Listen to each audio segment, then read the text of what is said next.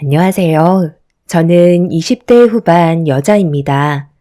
갓 20살이 됐을 때 남편을 만나 20대의 나이를 전부 쏟아 부었었는데 한순간의 배신이 저에게 너무 큰 상처를 남겨주었네요.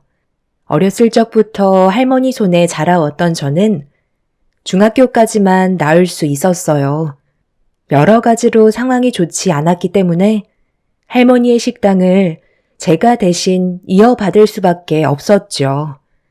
연세가 많으셔서 더 이상 식당 운영이 힘들 수도 있을 것 같다는 말에 제가 대신 맡아서 하게 되었습니다. 중학교 졸업을 하고 17살밖에 안 된 제가 할머니의 지시에 따라 식당을 운영하는 건 쉽지 않았어요. 그래도 먹고 살기 위해선 열심히 하는 방법밖엔 없었죠. 부모님께선 저를 할머니한테 맡겨둔 채 각자 인생을 살기 위해 떠나가 버리셨기 때문에 제가 기대할 수 있는 건 아무것도 없었습니다. 식당이 대학교 앞이라 대학생들이 점심시간만 되면 정말 많이 왔었는데 저희 할머니의 인심이 좋아서 인기가 많았던 것 같아요. 하지만 몸 상태가 많이 안 좋아지면서부터 식당 운영이 어려워질 것 같다고 하자 그동안 여러모로 도움을 받았었던 학생들이 할머니를 대신해 일을 도와줬었죠. 그렇게 많은 사람들의 도움 끝에 저는 성인이 되기까지 많은 것들을 배우게 되었고 저 혼자서도 운영할 수 있는 능력이 생길 수 있었죠. 그리고 할머니께선 제가 갓 20살이 되었을 때 건강 악화로 세상을 떠나게 되셨어요. 마지막으로 눈 감으시기 전까지 혼자가 되어버린 제가 걱정이 되셨는지 편하게 눈을 감지 못하셨어요. 그렇게 모든 걸 나 홀로 버티며 살아가고 있었지만 할머니가 옆에 있어줄 때와 다르게 더 이상 곁에 없다는 현실이 점점 피부에 와닿을 때부터 정신적으로 많이 힘들었던 것 같아요. 식당 운영에 대해 어려움을 느끼기 시작한 거죠. 같이 일할 수 있는 직원을 고용해도 되지만 어렸던 제가 나이 많은 사람한테 일을 시킨다는 건 쉽지 않을 것 같아 할머니와 함께 했을 때처럼 저 혼자 버티고 있었어요. 여러 가지로 생각이 많아 고민을 하고 있던 어느 날 점심시간 때 생각보다 많은 손님들이 와서 어려움을 겪고 있을 때 한 손님이 식사를 하다가 양파를 걷어 올리더니 서빙 일을 도와주기 시작했어요. 괜찮다고 몇 번이나 얘기했었지만 본인이 도와주고 싶어서 그런 거라며 제가 주방에서 음식 만드는 것만 집중할 수 있게 거들어 주었죠. 그때가 지금의 남편과의 처음 만남이었어요. 저보다 2살 많았던 그 사람의 적극적인 모습이 힘든 삶을 살아왔던 저에게 많은 도움이 되었는지 저는 처음으로 그 사람과 연인 사이로 발전하게 되었습니다. 그리고 저와 지금의 남편이 만남을 가지고 있다는 걸 알게 되면서 시모가 식당으로 직접 찾아오셨고 저희 둘은 이루어질 수 없는 사이라며 그만 만나길 원하셨습니다.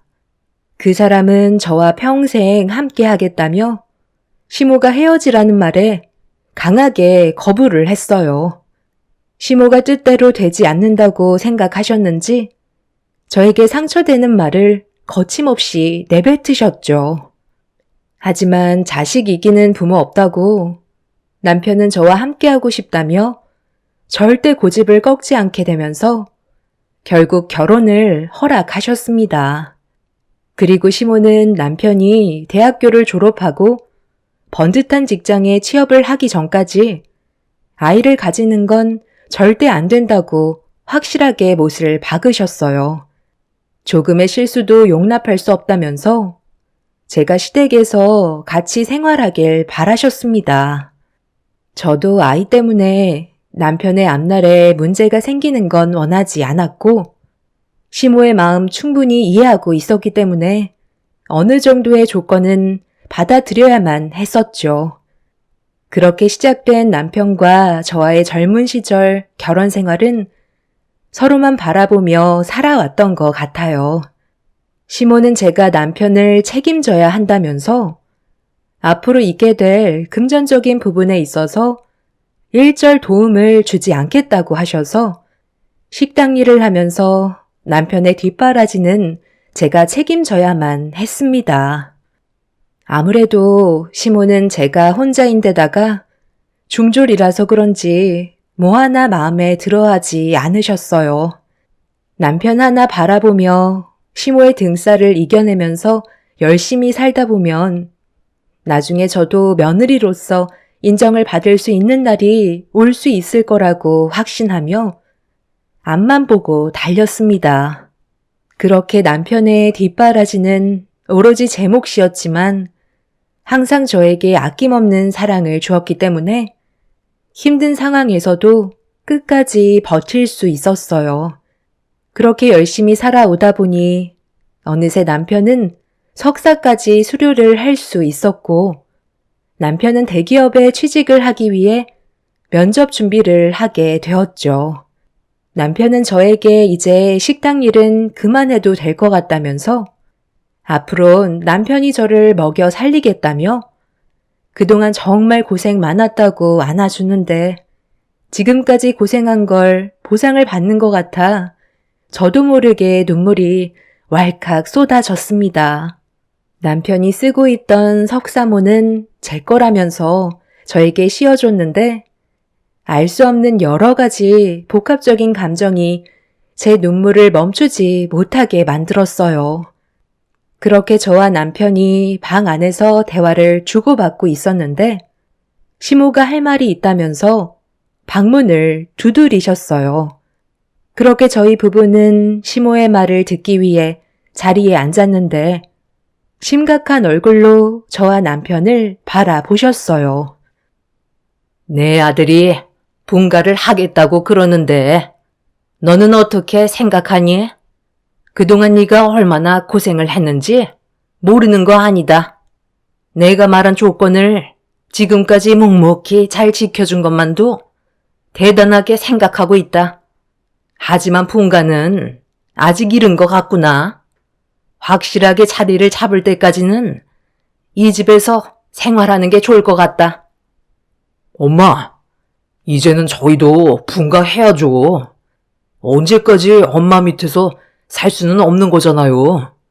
곧 대기업에도 취직할 수 있을 테고, 그럼 안정적인 생활이 가능해지는 건데 뭐가 걱정이에요? 그동안 저 때문에 현주가 얼마나 고생이 많았어요. 사랑 하나로 여기까지 달려온 거라고요. 제가 식당도 이제 그만 정리하라고 했어요. 앞으로 아이도 가져야 하니까 몸 관리도 해야 돼서 몇 년간 편히 좀 쉬라고 했어요. 그런데 우리 집에 살면 엄마 눈치 보여서 제대로 쉴 수나 있겠어요? 장우 너 지금 말 다 했니? 제가 나이가 몇인데 벌써부터 쉰다는 말이 나와. 아직 30대도 안 됐으면서 창창한 나이에 한 푼이라도 더 벌어야지. 분가는 절대 안 되고 식당 처분하는 일도 나는 허락해 줄 수 없으니까 내가 판단해서 모든 걸 결정하도록 하마. 그리고 우리가 얼굴 보며 살아온 지가 벌써 8년 정도 되지 않았니? 그럼 이제 적응할 때도 된 거 아니야? 서로 맞춰서 살아온 패턴이 있는데 한순간에 바꾸는 것도 어려운 부분들이 많을 거고 그리고 네가 아이를 가지면 혼자서 모든 걸 감당할 수 없잖아? 옆에서 도와줘야 되는데 본가하면 얼마나 일이 귀찮아지는 줄 아니? 지금 여기에서 사는 게 모든 걸 따져봤을 때 제일 좋은 방법이다. 그러니까 쓸데없는 생각하지 말고 각자 위치에서 맡은 일이나 열심히 하면서 살아라. 그리고 아기 가지는 건 내 아들이 대기업에 취업이 되고 회사에 어느 정도 적응이 됐을 시점에 가지는 게 좋을 것 같다. 내 말 무슨 뜻인지 알겠지? 오늘은 간만에 외식이나 하러 나가자. 시모는 저와 남편의 말은 조금도 들어주려 하지 않았어요. 결혼 초에는 시모의 말대로 살아왔었는데 그때나 지금이나 변한 건 조금도 없었죠. 시모는 항상 저에게 불만을 가지고 계셨어요. 자기 아들 홀려서 데리고 갔다며 남편의 뒷바라지를 제가 전부 다 짊어져야 한다면서 일절 도움을 주지 않으셨죠. 어쩌다가 금전적인 도움이 급하게 필요할 때를 제외하곤 모든 건 제가 벌어들이는 수익으로 전부 다 지원을 했었죠. 저에게는 남편이 첫사랑이었고 열심히만 하면 상황은 충분히 바뀔 수 있다고 생각했지만 남편이 석사 과정을 수료한 이후에도 달라지는 건 아무것도 없었습니다. 그렇게 시댁에서 시모와 함께 살아오면서 느낄 수 있었던 건 저는 시모와 가까운 사이가 될 수 없다는 걸 알게 되면서 하루빨리 분가를 하고 싶은 마음이 제 머릿속을 꽉 채우게 되었죠. 하지만 시모는 저와 남편을 절대 놓아주려 하지 않았습니다. 제가 가지고 있던 불만들이 점점 커져만 가고 있었는데 가족들끼리 외식을 하러 나가다가 레스토랑 앞에서 누군가와 마주치게 되었어요. 시모와 친분이 있으신 분이셨는지 서로 반갑게 인사를 주고받고 있었는데 그때 시모의 행동에 너무 큰 충격을 받았었죠. 어머, 안녕하세요. 아유, 이게 얼마만이에요? 그동안 잘 지내셨어요? 너무 많이 변해서 하마터면 몰라볼 뻔 했다니까요. 요즘 어떻게 지내고 있으세요? 아유, 저희야 항상 바쁜 거 아시잖아요. 한 3년 만에 얼굴 뵙는 것 같네요. 요즘 사업이 너무 잘 돼서 모임에는 아예 참석할 시간이 없네요. 외식하러 나오셨어요? 아드님이 인물이 좋으니까 벌써 결혼까지 했나 보네. 제 딸은 아직 박사 과정을 밟고 있어서 아직 결혼은 하지 않았거든요. 괜찮은 집안이 있다면 지금이라도 바로 결혼을 하겠지만 제 딸이 보는 눈이 워낙 높아서 그런 건지 아직 신랑감을 데려오지는 않았네요. 아드님 옆에 분은 며느님이신가 봐요. 네? 아니요. 저희 집에서 음식 해주는 가정부예요. 8년 차 정도 돼서 가족이나 다름없거든요. 그래서 가끔 외식할 때 같이 오기도 해요. 그리고 뭔가 오해가 있으신 것 같은데요. 제 아들 아직 총각이에요. 석사과정 수료하고 대기업 취직 준비 중에 있는 중이거든요. 나중에 시간 괜찮으시면 저랑 차라도 한잔 하시겠어요? 시모가 지인분과 주고받는 대화에 저는 너무 놀라 입을 다물지 못하고 있었어요. 지인분 옆에 있던 여자는 남편이 총각이라는 말에 힐끗 쳐다보면서 눈빛을 주고 있었습니다.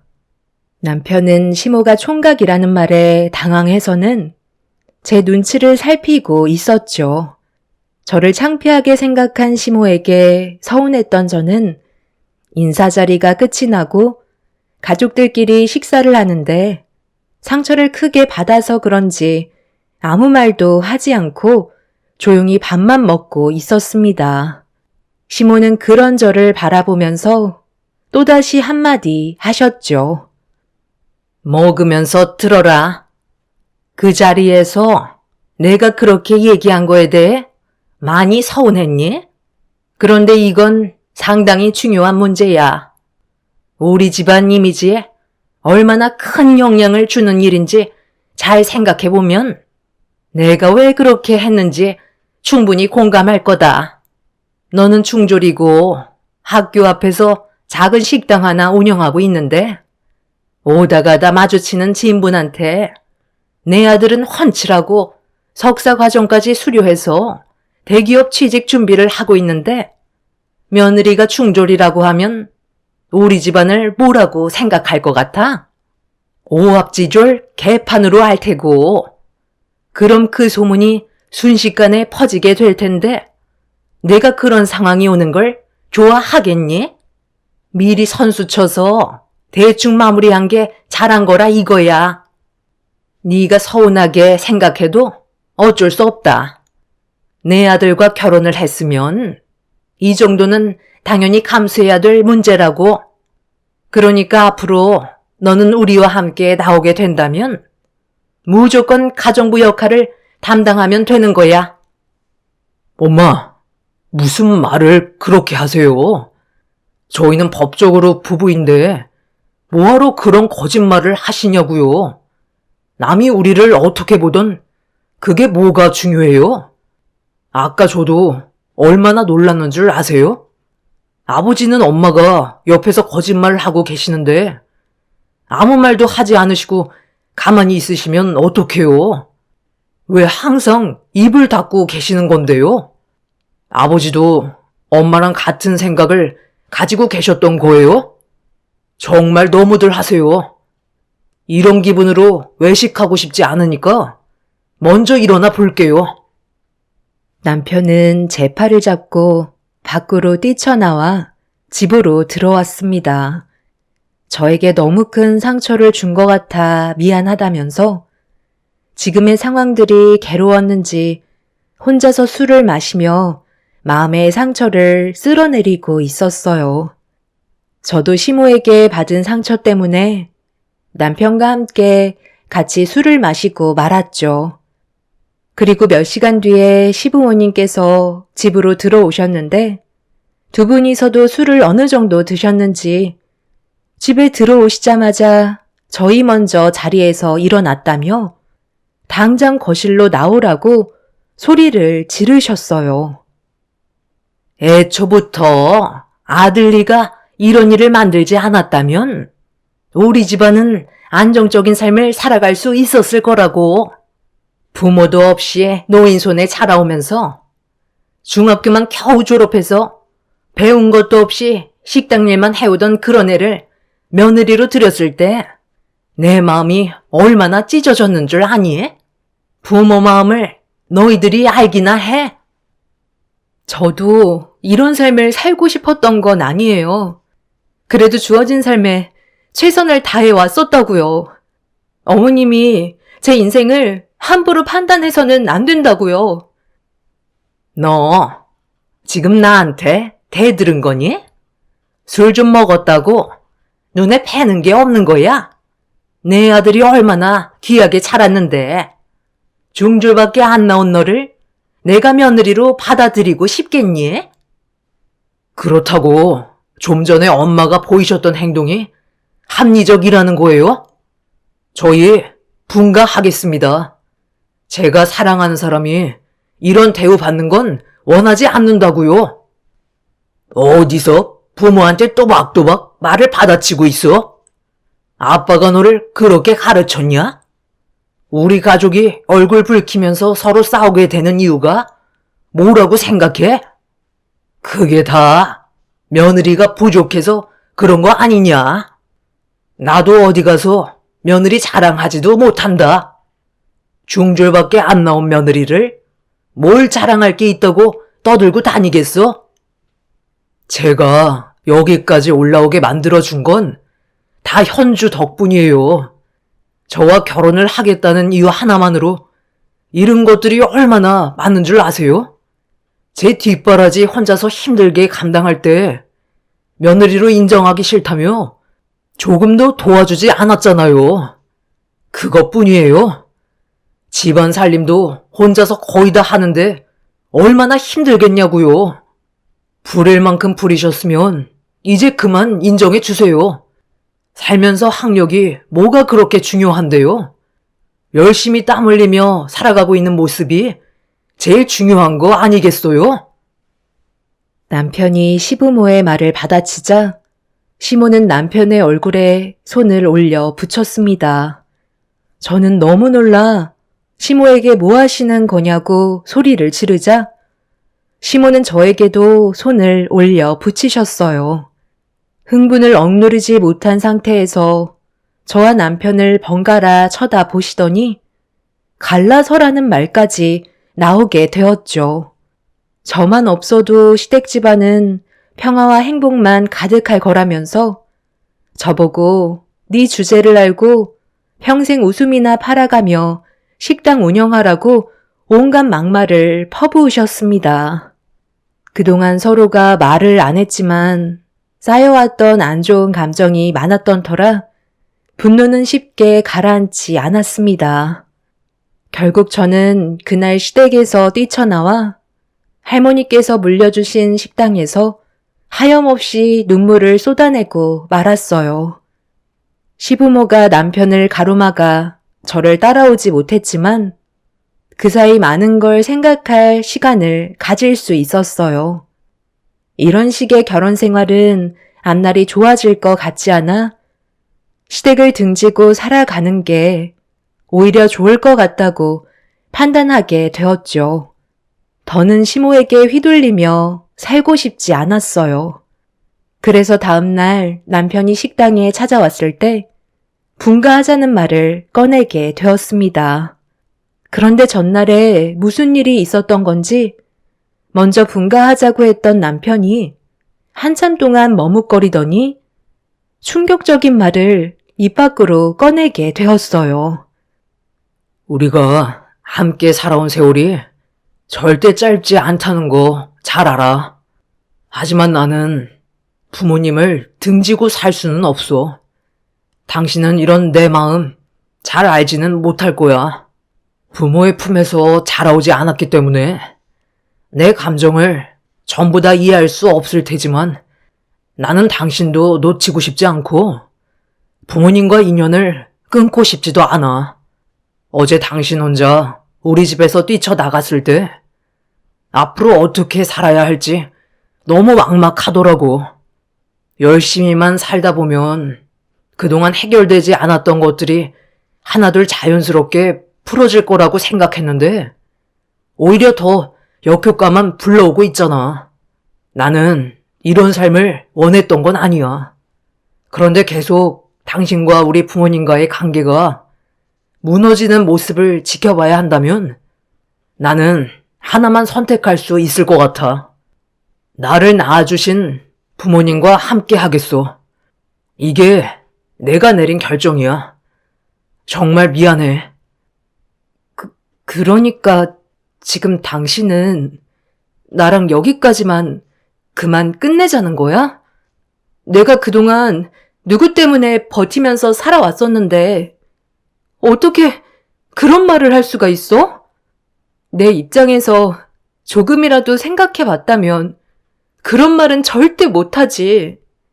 여태까지 나는 당신을 사랑하는 이유 하나만으로 버티면서 살아왔고 내 모든 걸 바쳤는데 어떻게 헤어지자는 말을 할 수가 있는 건데?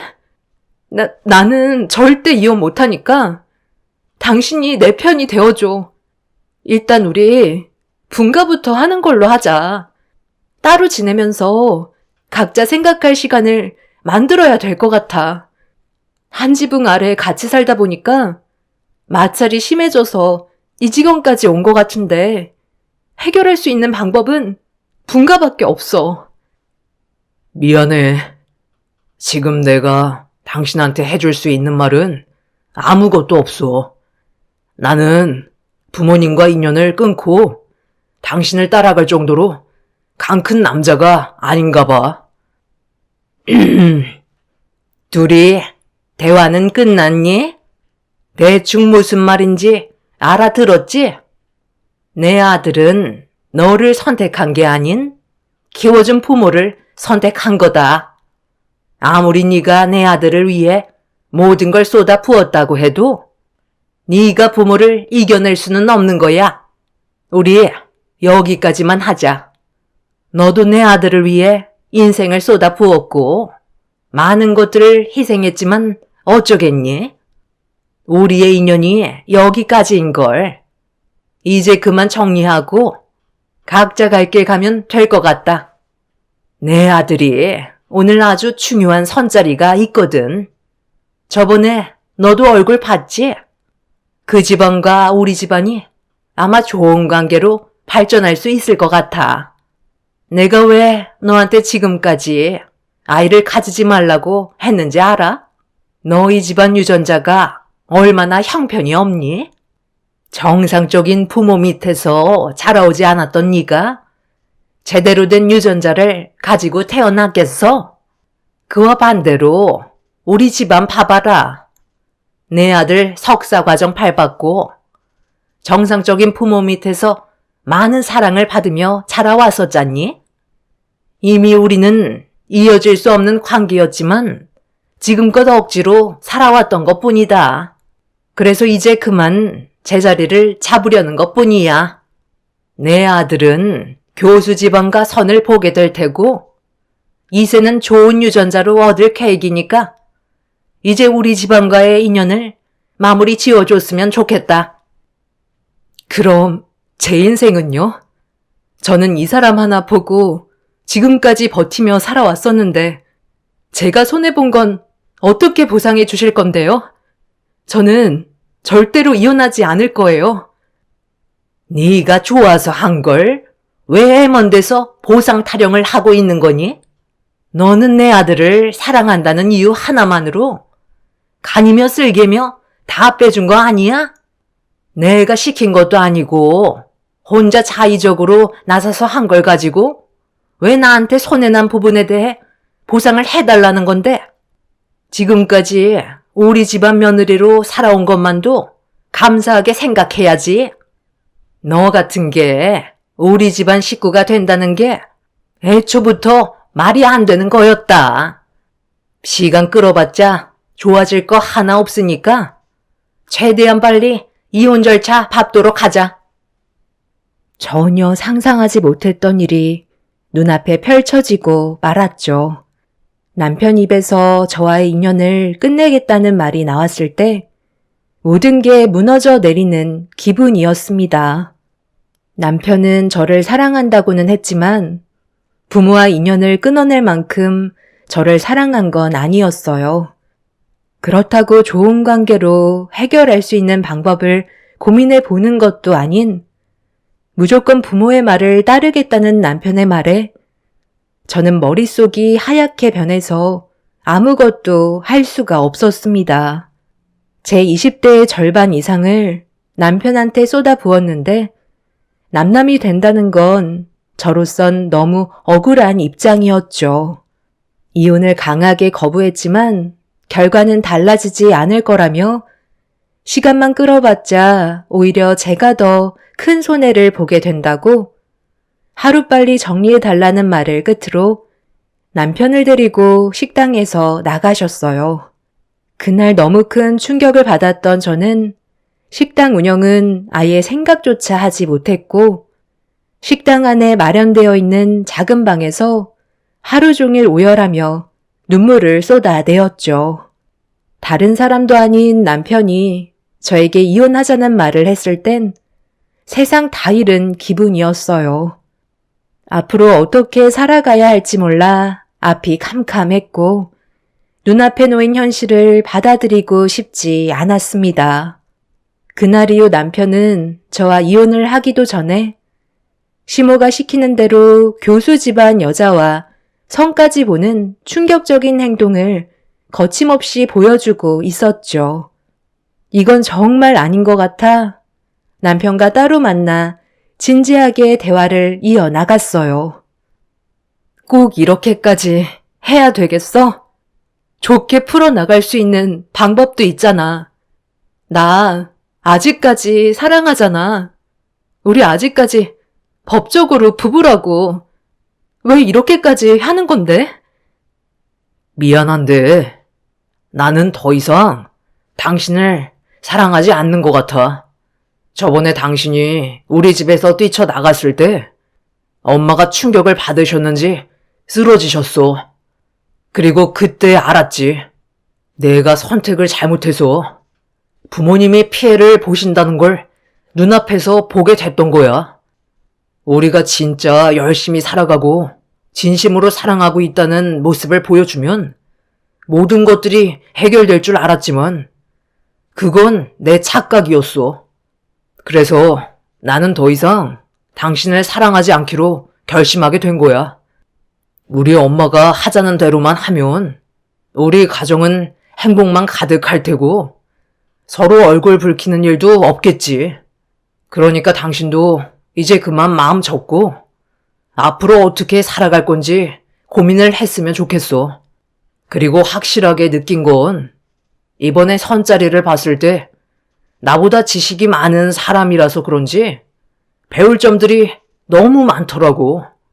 그때 엄마가 왜 이렇게까지 난리를 치셨는지 알 수 있겠더라. 우리 집안이 한 단계 더 격이 높아진 것 같았어. 이래서 집안을 따지는 것 같아. 나는 당신한테 조금도 미련이 남아있지 않으니까 이젠 알한 놈은 그만 잊어버리고 당신도 행복을 찾아서 살아가길 바랄게. 그동안 당신한테 받았던 것들은 엄마가 어느 정도는 보상해 줄 거야. 저는 떨리는 손으로 남편의 얼굴에 손을 올려 붙였어요. 남편은 이미 저와의 인연을 끊어내려고 마음의 정리를 한 상태였죠. 조금도 미련이 없어 보이는 남편은 자리에서 일어났고 저는 결국 남편과 이혼을 하고 말았습니다. 제가 그동안 남편에게 모든 걸 바친 시간을 시모는 금전적으로 어느 정도 보상을 해줬지만 그건 저에게 중요하지 않았어요. 제 삶의 모든 걸 한순간에 잃어버렸기 때문에 더 이상 살아가는 건 의미가 없었죠. 법정에서 정해준 보상금은 5천만 원이었고 남편은 대기업에 취업하기 전이었기 때문에 제가 재산적으로 받을 수 있는 건 아무것도 없었어요. 결국 제 인생만 허비한 셈이었죠. 그렇게 남편은 저와 이혼을 하고 교수 집안과 결혼을 했다는 소식을 접할 수 있었어요. 가슴이 찢어질 만큼 아파졌지만 제가 할 수 있는 건 아무것도 없었습니다. 그렇게 의미 없는 삶을 살아가는 동안 저는 남편을 어느 정도 마음속으로 정리할 수 있었고 어느덧 시간은 3년이 지나가 버렸었죠. 저도 더 이상 식당을 운영할 마음도 없었고 남편과 함께했던 공간이라서 그런지 그만 정리하고 싶은 마음이 컸었어요. 그래서 하나둘 정리해 가고 있었는데 길 건너편에서 남편과 결혼을 한 여자가 제 눈에 들어왔습니다. 식당 일을 하는 동안 몇 번 보긴 했었는데 한동안 보이지 않더니 거의 3년 만에 얼굴을 보인 그 여자는 남편한테 막말을 퍼붓고 있었어요. 멀리에서 지켜보고 있었는데 차에서 유모차를 내린 뒤 아이를 태우고 있었죠. 그런데 그 아이한테 문제가 좀 있어 보였습니다. 멀리에서 보는데 딱 봐도 정상적인 모습이 아니었어요. 그런데 옆 식당 아주머니께서 제가 그 모습을 멍하니 바라보고 있는 걸 보시더니 이혼 잘했다면서 저 집안이 아주 개판이라는 말을 해 주셨네요. 알고 보니 교수 집안의 그 여자는 알코올 중독을 가지고 있었는데 임신을 한 상태에서도 술을 끊지 못해서 아이한테까지 영향이 갔었고 불행히도 아이는 시청각 장애 판정을 받았는데 염색체 이상으로 발생하는 질환이라곤 하지만 전 남편과 결혼한 그 여자가 술을 과도하게 복용한 것도 문제였다는 말을 들을 수 있었습니다. 그리고 성격은 어찌나 더럽던지 남편을 쥐잡듯이 하는데 그런 모습을 보니 참 한심해 보였습니다. 교수 집안이라고 해서 잘난 줄 알았는데 그런 모습은 전혀 없었고 오히려 저보다 못한 인생을 살고 있는 것 같더라고요. 본인이 선택한 삶에 대해 후회를 하고 있는지 그 사람은 그 여자에게 이혼하자는 말을 꺼냈고 그 여자는 자기 인생 책임지라며 전 남편의 머리채를 잡곤 난리를 피웠죠. 둘이 동네 한복판에서 싸우게 되자 전시모가 옆에서 말리기 시작했지만 그 여자는 물불 가리지 않고 시모의 머리채까지 잡아버리는 거침없는 행동을 보였습니다. 전 남편은 시모에게 예전의 삶이 더 행복했던 것 같다면서 머리채를 잡힌 채 불만을 털어놓았고 시모 또한 자신도 잘못 생각한 것 같다며 교수 집안만 보고 판단했던 자신의 행동에 대해 후회를 하고 있었습니다. 그 와중에 그 여자는 남편을 총각이라고 속여 결혼시킨 사기범들이라면서 남편의 뺨까지 올려치더군요. 그 모습을 지켜보던 저는 그 사람들이 참 미련해 보였습니다. 시모의 말에 따라 선택한 삶이 장애가 있는 아이를 키워야 되고 아내에게 머리채나 뜯기면서 생활해야 되는 인생이 너무 한심해 보였죠. 그 모습을 보니 제 인생이 훨씬 더 좋아 보였어요. 앞으로 살아가는데 후회가 아닌 앞으로의 미래를 위해 열심히 살아가기로 결심하게 되었습니다. 저를 내친 그 집안 사람들은 분명 무너질 테고 저보다 더 못한 인생을 경험하게 될 거라고 확신합니다. 저는 현재 식당을 정리하고 다른 지역에서 새로운 삶을 시작하려고 준비 중이에요. 아직 젊은 나이기 때문에 열심히 살다 보면 또 다른 행복이 저에게 다가와 줄 거라 믿고 있습니다. 저에게도 이제 불행이 아닌 꽃길만 걷는 삶을 찾고 싶네요. 과거의 일들은 인생 경험했다 생각하고 앞만 보며 달려가려고요. 제 사연 들어주신 분들 감사합니다. 안녕하세요. 저는 오늘 여러분들께 제가 살아왔던 인생의 이야기를 풀어보고자 컴퓨터 앞에 앉게 되었네요. 한 번밖에 주어지지 않는 삶을 후회 없이 살고자 정말 열심히 달려왔지만 제가 선택한 길이 아직까지도 맞는지 잘 모르겠습니다. 그래서 이 자리를 빌려 소통 좀 해보고자 용기 내어 키보드를 두드리고 있는 중이네요. 아마 저와 연배가 같으신 분들은 대화가 잘 통할 거라 생각하고 글을 써 보겠습니다. 그때는 정말 죽을 것처럼 힘들었었는데 지나온 세월을 보면 시간은 정말 빨리 지나가는 것 같습니다. 멈추지 않은 세월에 장사 없다고 저 또한 이제 체력적으로도 많이 힘든 상태입니다. 나이를 먹을수록 근력이 중요하다고 해서 최근에 뒷산에도 올라가 보고 나름 열심히 운동하면서 젊게 살아가려고 노력하는 중이네요. 쉬지 않고 달려온 지 20년의 시간은 이곳에 전부 담을 수는 없겠지만 큼지막한 사건들 위주로 여러분들께 제 사연을 들려드리도록 하겠습니다. 남편을 일찍 세상을 떠나보내고 아들과 단둘이 열심히 살고 있었을 때였어요.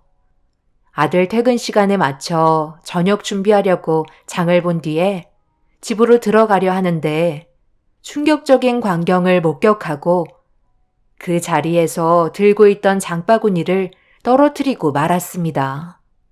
설마 하는 마음에 아들을 기다리고 있었고 잠시 뒤 저와 눈이 마주친 아들은 제가 앞에 서 있을 거라곤 생각하지 못했었는지 흠칫 놀라며 급하게 자리를 회피하려고 했어요. 저는 떨리는 목소리로 아들과 옆에 있던 여자를 불러 조용한 장소에 들어가 어떻게 그곳에서 둘이 들어가고 나왔는지 진실을 들어야만 했어요. 지금 내가 본 게 맞는다면 아들 너는 엄마가 처음 본 저 여자와 단둘이 산부인과에 들어갔다 나온 거 맞는 거지? 내 눈을 의심하고 싶지만 둘이 걸어 나오면서 아들 너는 저 여자의 배를 쓰다듬어 주고 있었잖아. 그게 무슨 뜻인 거니? 엄마, 그게요. 이 사람 이름은 정미선이고요. 제가 진심으로 사랑하고 있는 여자예요. 그리고 지금 뱃속에는 아이들이 자라고 있어요. 너 제정신이야? 어떻게 이런 일을 무책임하게 저지를 수가 있는 거야? 그래서 지금 저 여자가 임신을 했다는 말이야? 엄마, 일단 진정 좀 하세요. 그러다 숨 넘어가겠어요. 어쩌다 보니 임신까지 하게 됐는데요. 산부인과에서 뉴스에서나 나올 법한 일이라며 엄청 놀라셨어요. 지금 미선이 뱃속에 아이가 셋이나 있대요. 새쌍둥이라는 말이죠. 저희 부부한테 기적이 찾아왔다니까요. 조만간 미선이 부모님 만나서 정식적으로 인사드리고 오려고요. 어차피 엄마한테 먼저 인사드리려 했는데 잘 됐네요. 엄마, 저희 결혼하고 싶어요. 앞으로 열심히 살아갈 테니까 허락해 주실 수 있으신 거죠? 어머님, 안녕하세요. 저는 정미선이라고 해요. 처음 뵙겠습니다. 석찬 씨한테 듣던 것보다 훨씬 젊으시고 상당히 미인이세요. 미선 씨, 내가 초면에 이런 말 하는 거 상처받지 않았으면 좋겠어요. 둘이 사귄 지 얼마나 됐는지는 모르겠지만 지금 상황이 엄청 심각하다는 거 몰라요? 미선 씨 부모님께서 이 사실을 알면 그냥 넘어가실 거라 생각하는 건 아니죠?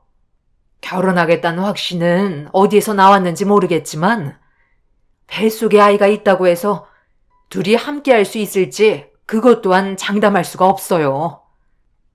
어머님, 그건 걱정 안 하셔도 돼요. 저희 부모님 그렇게 꽉 막히신 분 아니시고 제 말 한마디면 아무 말도 하지 못하세요. 지금 하는 말이 얼마나 철이 없어 보이는 줄 알아요? 애 낳고 살림 차리는 게 어디 쉬운 줄 알아요? 지금 둘이 나이가 몇인데 이런 식으로 생각 없는 행동을 하는 거죠?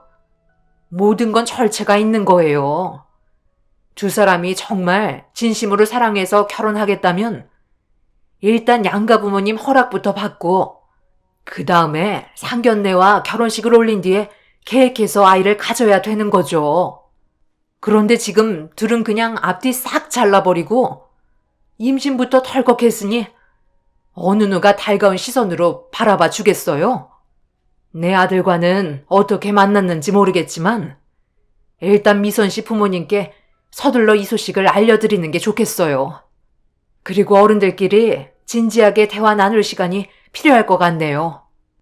오늘은 이만 집으로 돌아가고 나중에 다시 약속 잡아서 만나는 게 좋겠어요. 엄마, 미선이 임신했다니까요. 일단 잘 먹어야 돼서 오늘은 엄마 먼저 들어가세요. 저는 미선이 밥 먹이고 들여보낼게요. 아들은 제가 지금 얼마나 화가 치밀어 오르고 있는지 알지 못하고 있는 듯 했어요. 얼마나 심각한 상황인지 모르는 아들은 먼저 자리에서 일어나 저녁에 다시 대화를 이어나가자며 함께 앉아있던 여자를 부축해 주면서 밖으로 나가버렸네요. 어이가 없어서 그 모습을 지켜보고 있는데 앞이 너무 막막했었어요. 그때 당시 아들과 살아가면서 이런 일들이 생길 거라고 전혀 예상을 하지 못했었기 때문에 복잡한 감정이 저를 힘들게 만들었네요.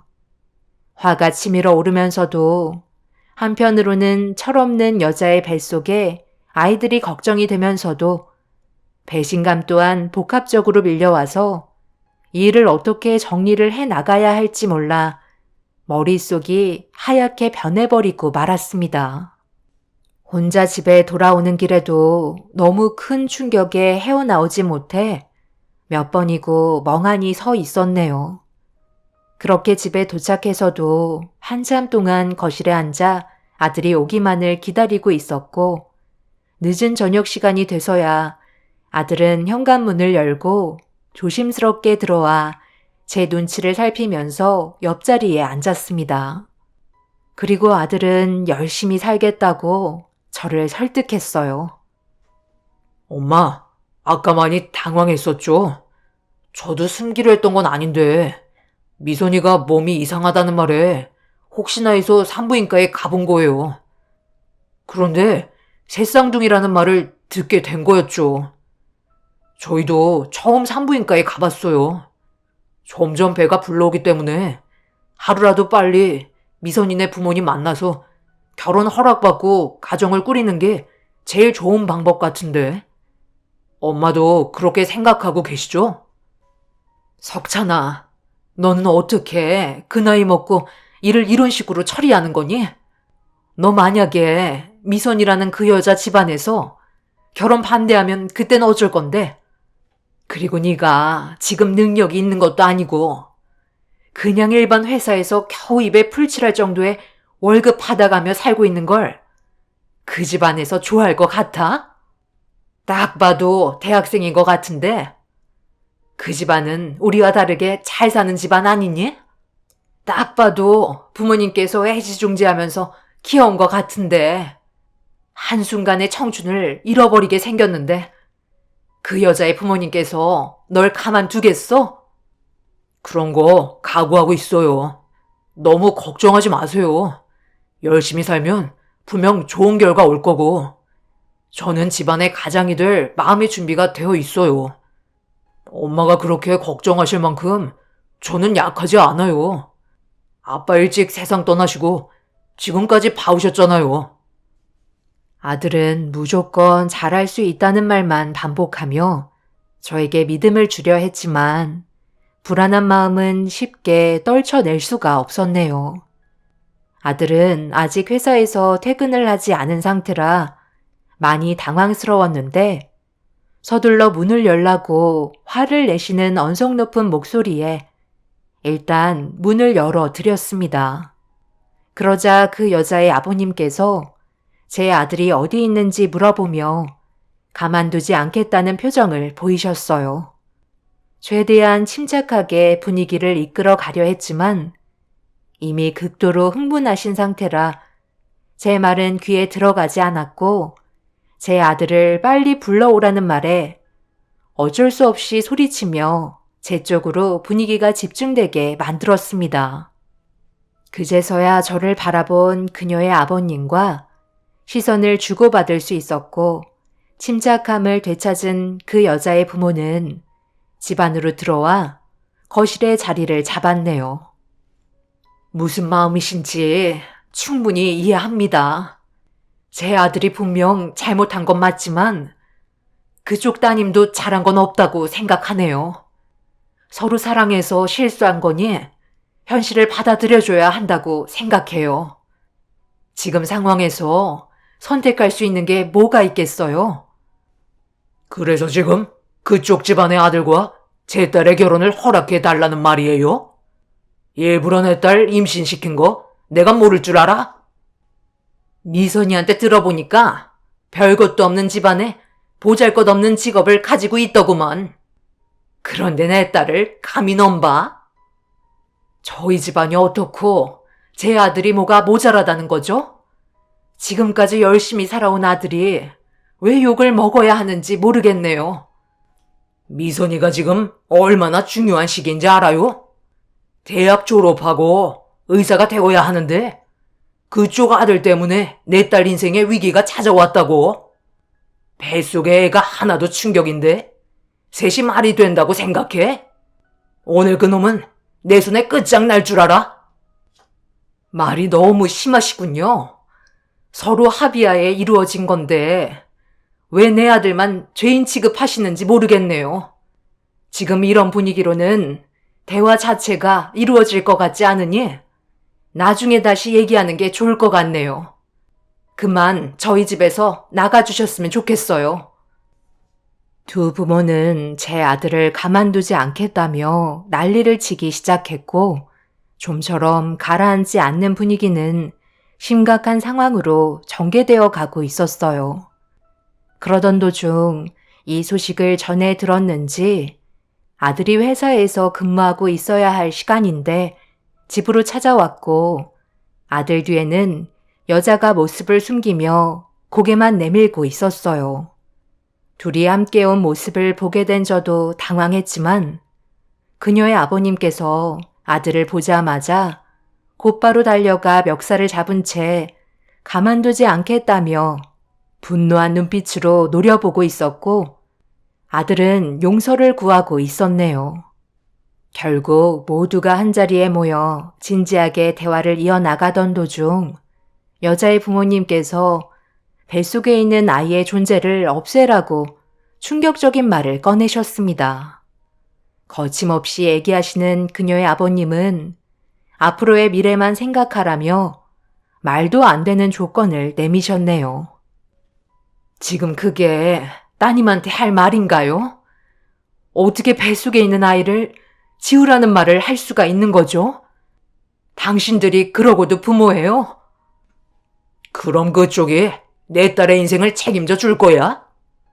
의사가 되려면 정말 많은 것들을 준비해야 되고 앞으로 해야 될 일들이 얼마나 많은데 뱃속에 있는 아이들 때문에 내 딸의 인생을 망치라는 거야?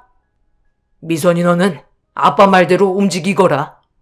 뱃속에 있는 아이가 세상에 태어나는 순간 너는 평생 그 아이들의 식모 생활만 하는 거라고. 아직 꽃도 피우지 못한 나이에 자식을 한 번에 셋이나 난다는 게 말이 된다고 생각하니? 네가 만약에 아이를 낳는다고 하면 아빠 엄마랑 인연 끊는 걸로 받아들이마. 그렇게 되면 어떻게 되는지 잘 알고 있지? 2번 다시 너를 찾지 않을 테고 지금 미선이 네가 누리고 있는 금전적인 것들과 함께 관련된 모든 걸 전부 다 끊어낼 거다.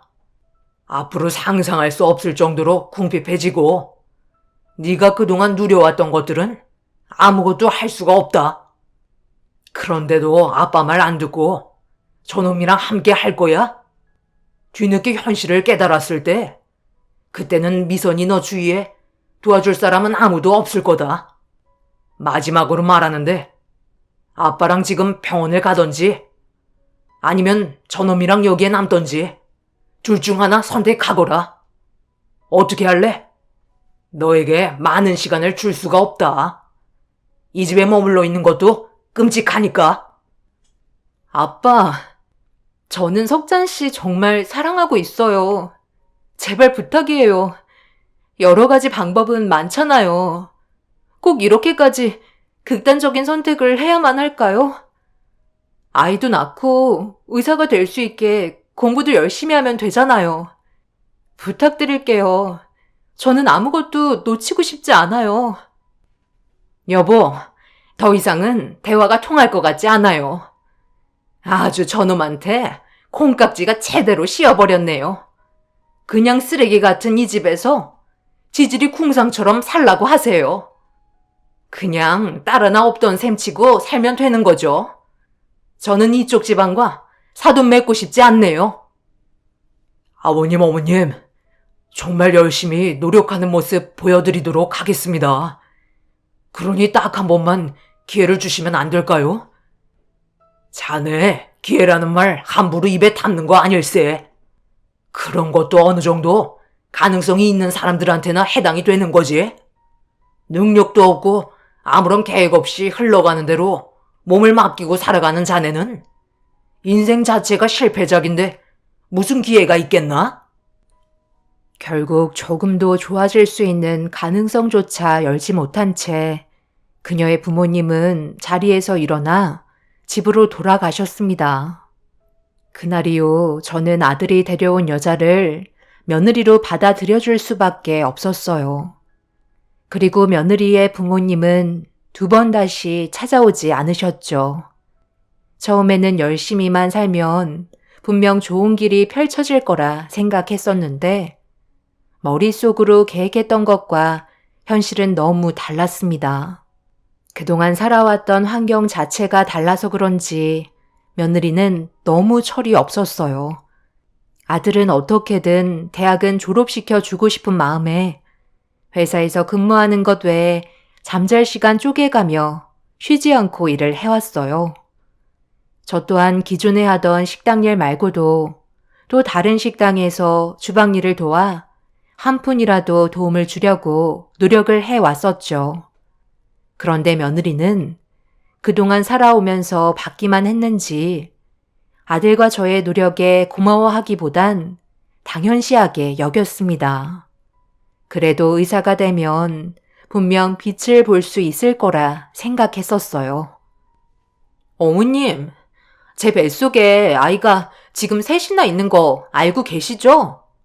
곧 있으면 출산인데 음식이 이게 뭐예요? 애들 입맛이 얼마나 까다로운 줄 아세요? 셋 다 입맛이 다 달라서 골고루 먹어야 하는데 왜 항상 고기 반찬은 빠져 있는지 모르겠어요. 제가 소고기 먹고 싶다고 며칠 전부터 얘기했었잖아요. 그거 해주는 게 그렇게 어려운 건가요? 솔직히 원하는 걸 먹을 수 없다는 게 너무 짜증이 나요. 몸도 무거워서 요즘 학교도 못 가고 집에만 있는 제가 얼마나 우울한지 아세요? 저도 더 이상 양보 못해요. 오늘은 무조건 소고기 먹어야겠어요. 이렇게까지 찢어지게 가난한 삶을 살 거라곤 정말 몰랐어요. 그래도 먹을 건 잘 챙겨 먹을 줄 알았는데 같이 살아갈수록 실망만 커지는 것 같아요. 이제야 저희 부모님이 무슨 말씀하시는지 충분히 이해하겠어요. 며느리는 궁핍한 생활을 많이 힘들어했었어요. 금전적으로 자유롭지 못한 생활에 적응을 하지 못하고 있었어요. 며느리는 시간이 지날수록 성격이 점점 날카로워졌고 아들과도 싸우는 일이 빈번하게 발생이 되면서 무너지는 가정을 지켜만 봐야 했네요. 며느리한테 좋게 얘기하면서 아들과 제가 최선을 다해 노력하고 있다는 말에도 며느리는 아기 새 마냥 입만 벌리고 있었습니다. 결국 불만이 한가득 쌓여있는 며느리에게 저 또한 좋은 시선을 줄 수 없었고 안 좋은 분위기를 지속적으로 끌고 가고 있는데 며느리의 진통이 시작되면서 또 다른 전개로 흘러가고 말았습니다. 며느리는 새 쌍둥이를 제왕절개로 낳았는데 당연하게 생각했던 엄마의 모습을 보여주지 않았고 아이들을 거부하기 시작했어요. 10달 배 아파 낳은 자식을 쳐다보려 하지도 않는 모습을 예상하지 못한 저는 당황스럽기만 했었죠. 그래서 세상 밖으로 나온 아이들은 엄마 젖 한번 물려본 적 없이 분유로 배고픔을 달래야만 했어요. 왜 이런 모습을 보여주는 건지 이해할 수가 없어 대화를 시도했네요. 네가 힘들게 배 아파서 낳은 자식인데 불쌍하지도 않아? 아이들이 배고파하는데 분유가 말이 된다고 생각하니? 저 아이들만 아니었어도 저는 지금쯤 행복한 시간을 보내고 있었을 거라고요. 지금은 애들 얼굴 보고 싶지 않아요. 그게 누구 잘못인데? 전부 다 네가 선택한 길이잖아. 애들이 무슨 죄니? 처신만 똑바로 했었어도 이 아이들에게 불행은 없었을 거라고. 감당하지도 못할 일을 왜 저질러서 애들을 원망하는지 모르겠다. 이제 그만 현실을 받아들이고 살거라. 싫어요. 저는 엄마 아빠 보러 갈 거예요. 애도 낳았으니 이제 집으로 돌아갈게요. 제 삶을 찾고 싶어요. 애들을 놔두고 돌아가겠다고? 너 제정신이니? 아직 눈도 뜨지 못한 애들을 놓고 가겠다는 거야? 너는 이 아이들의 엄마라고. 뱃속에 있었을 때만 엄마였지. 세상 밖으로 나오는 순간 내 아이들이 아니에요. 그이가 부모 역할 다 하면 되는 거잖아요. 저는 이제 그만 자유로워지고 싶어요. 저도 최소한의 양심은 있어서 애들을 참아 지울 수가 없었다고요. 저는 여기까지만 할게요. 부모님 밑에서 금전적으로 아낌없이 지원받으며 의사 될 거예요. 여기서 거지처럼 살고 싶은 마음 전혀 없네요. 너 지금 뭐라고 그랬어? 걱정돼서 일찍 퇴근하고 왔는데 엄마한테 그게 무슨 말이야? 우리랑 인연 끊겠다는 거야? 오늘 혼인신고하러 가자고 했었잖아. 정식적인 부부가 되겠다며? 그런데 왜 갑자기 태도가 변하는 건데? 내가 열심히 한다고 했잖아. 부모님 말이 맞았어. 열심히 한다고 발버둥 쳐봤자 우리는 가난해서 벗어날 수 없어.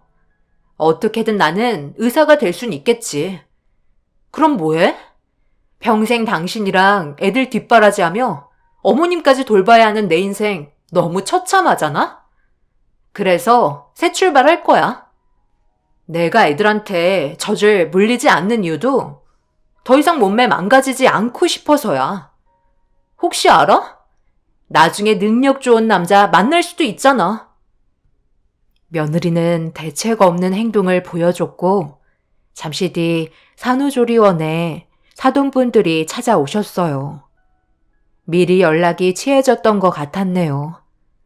사돈어른은 며느리를 부축해 밖으로 나가려 하길래 제가 말리려는 순간 사부인이 저를 밀치면서 무서울 정도로 노려보셨고 나중에 다시 대화하는 게 좋겠다며 따로 연락 주겠다는 말을 끝으로 며느리를 데리고 밖으로 나가버렸네요. 아들이 그 뒤를 따랐지만 아무런 소용이 없었습니다. 새 아이들만 남겨둔 채 정작 직접적으로 돌봐줘야 하는 엄마는 자리에 없다는 게 너무 충격적이었네요. 결국 아이들을 데리고 집으로 돌아올 수밖에 없었습니다. 그런데 사돈댁에서 추가적인 연락이 오지 않아 어떻게 된 상황인지 파악하기 위해 아들에게 물어봤지만 만나주지 않고 있다며 괴로워하고 있었어요. 아들은 밖에서 쉬지 않고 일을 한 뒤에 집으로 돌아오기 전에 사돈댁에 들려 며느리를 만나길 원했지만 아무것도 얻을 수가 없었습니다. 저는 이제 막 태어난 아이들 때문에 움직일 수도 없는 노릇이라 하던 일도 그만두고 육아에 전념할 수밖에 없었어요. 저도 셋을 키워보는 건 처음이라 모든 게 쉽지 않았고 애들은 엄마 품이 그리운지 아쉬운 대로 빈 젖을 물며 마음을 진정시키고 있었네요. 그날 처음으로 정말 많은 눈물을 쏟아내고 말았어요. 아이들도 불쌍하지만 저도 그렇고 제 아들 또한 급격하게 바뀌어버린 현실을 감당하기에는 너무 힘이 들었었습니다. 결국 애들을 들쳐매고 아들과 함께 사돈댁에 찾아가 굳게 닫힌 문을 두드리며 애타게 도움을 요청했는데 지나가던 주민분께서 충격적인 한마디를 뱉으셨네요. 사돈댁이 며칠 전에 이사를 갔다는 말을 전해 듣게 되었고 어디로 갔는지도 알 수 없는 상황이 되어버렸습니다. 소식을 접할 수 있는 게 아무것도 없어서 당황스럽기만 했었어요. 며느리는 자기 부모님께 인정받지 않고 혼인신고하고 싶지 않다고 하길래 며느리가 출산하면 사돈댁과 다시 만나 해결하려 했는데 며느리는 일부러 혼인신고를 하지 않았다는 걸 알 수 있었습니다. 이런 상황이 오니 앞으로 어떻게 살아가야 할지 정말 막막했었고 그날 처음으로 아들의 가슴을 쉬지 않고 세차게 내리치면서 원망을 하고 말았습니다. 생각 없이 저지른 잘못에 대한 대가라며 앞으로 몸이 부서져도 아이들을 위해 살아가라고 했어요. 눈물을 흘리고 있는 아들도 죄송하다는 한마디를 한 채 고개를 떨구고 말았습니다. 저도 새 손녀들을 키우기 위해 악착같이 돈을 벌면서 사돈댁과 연락이 닿을 수 있는 방법을 찾아봤지만 그때 당시 돈도 없었을 뿐더러 세 딸을 키우는데도 정신이 없어 사돈댁을 찾는 건 그냥 포기하고 살았었어요. 그렇게 아들과 저는 물불 가리지 않고 돈이 되는 것들은 무엇이든 해오며 살아왔었네요. 세 딸들은 이런 고마움을 알고 있는지 학교 생활도 열심히 하면서 한 번도 실망시키지 않았었어요. 세 딸들 전부 전교에서 10등 안에 들어갈 만큼 공부를 정말 잘했었죠. 항상 하는 얘기가 다음에 커서 의사가 되겠다는 말이었어요.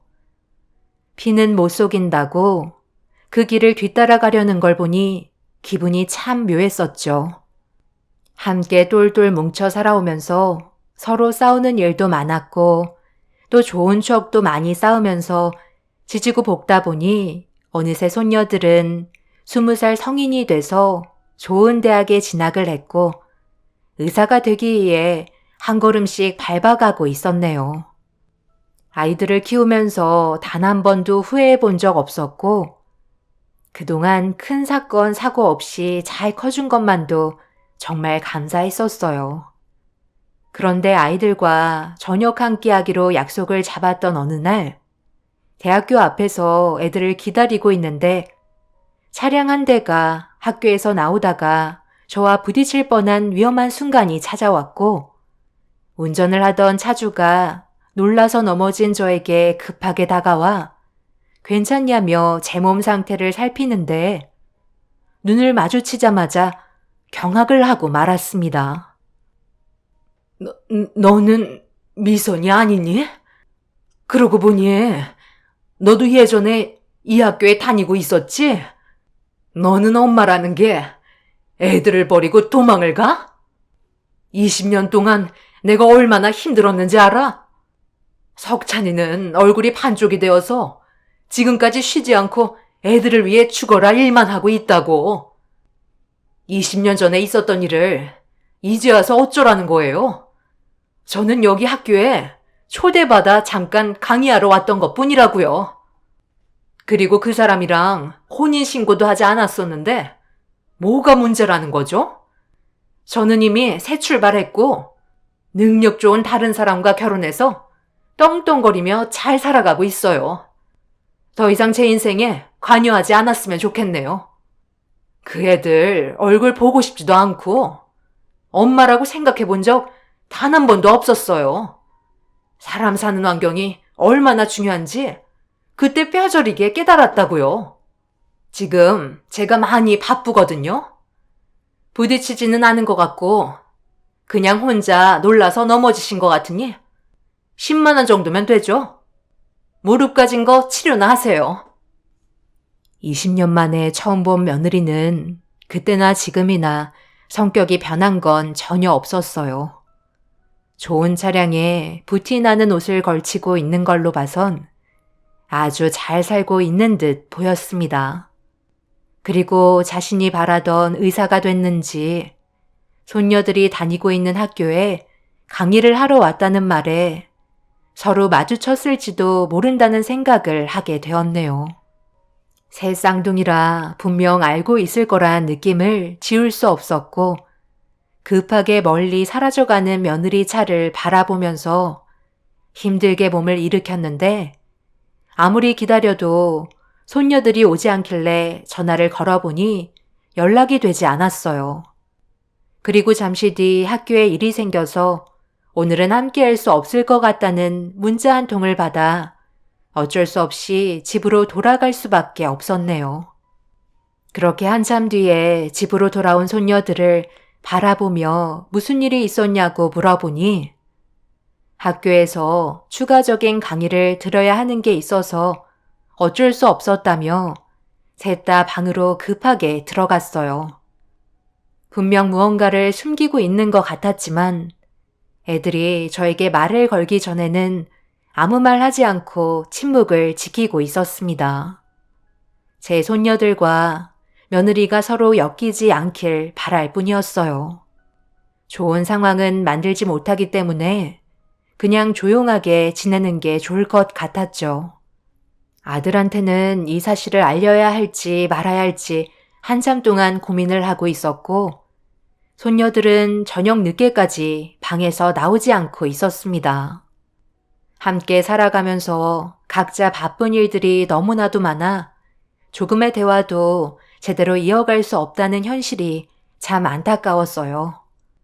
그래도 손녀들은 앞으로의 미래를 위해 한 걸음씩 밟아 나가는 모습을 보면 대견스러웠습니다.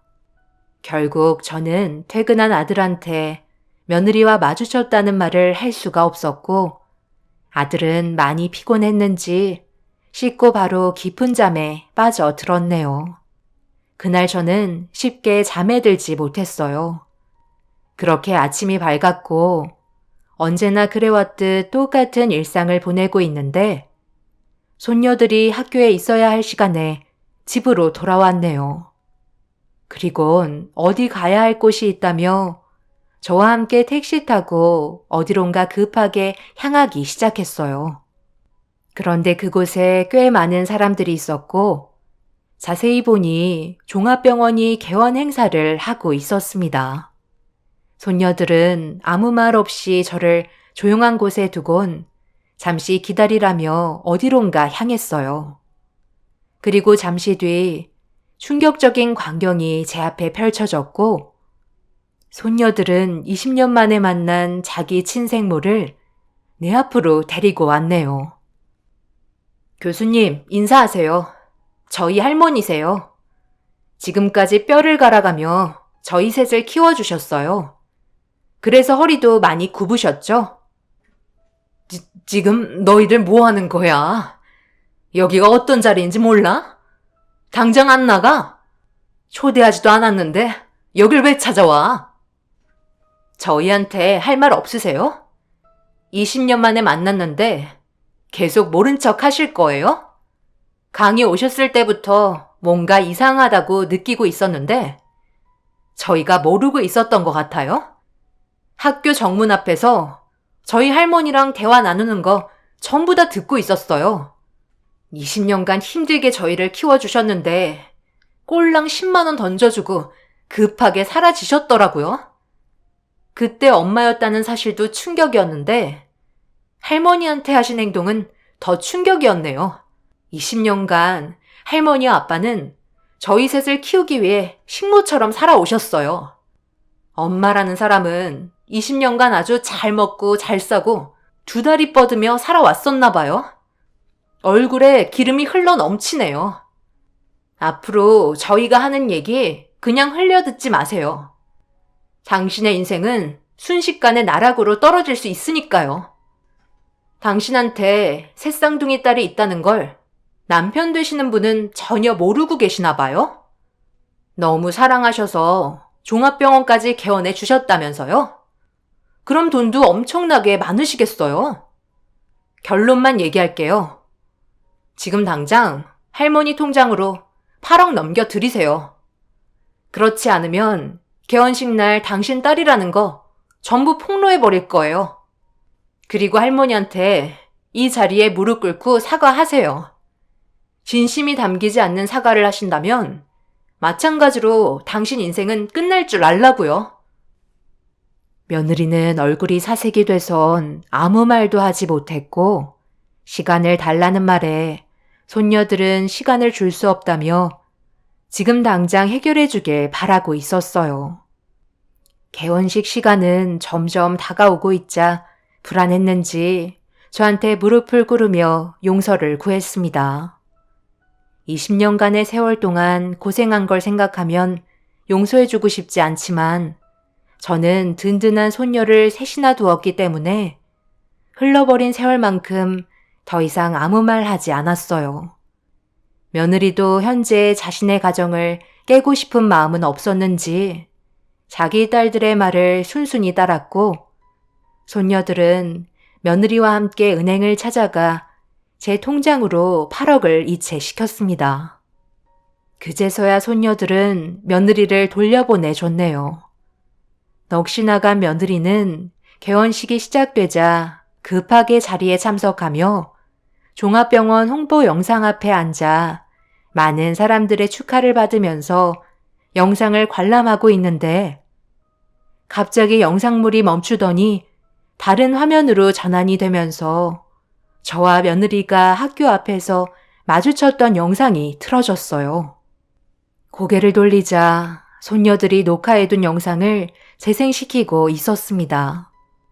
많은 사람들은 술렁이기 시작했고 잠시 뒤 세 손녀들의 모습이 담긴 영상물이 틀어지면서 자신들이 친딸이었다는 진실을 털어놓고 있었네요.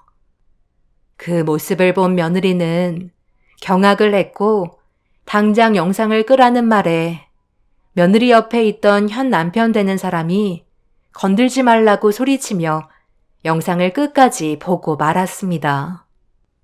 한순간에 모든 게 무너져버린 며느리는 그 자리에 주저앉아 초점을 잃어버린 상태로 넋이 나가 있었네요. 그날 온 집이 난장판이 되었고 종합병원 개원식은 취소가 되고 말았습니다. 그렇게 모든 사실이 밝혀지자 며느리의 현 남편은 부부관계를 다시 생각해보는 게 좋겠다며 그 자리에서 떠나고 말았네요. 손녀들은 자기 친생모 앞에 다가가 아직 끝난 게 아니라며 복수의 눈빛을 보여주고 있었어요.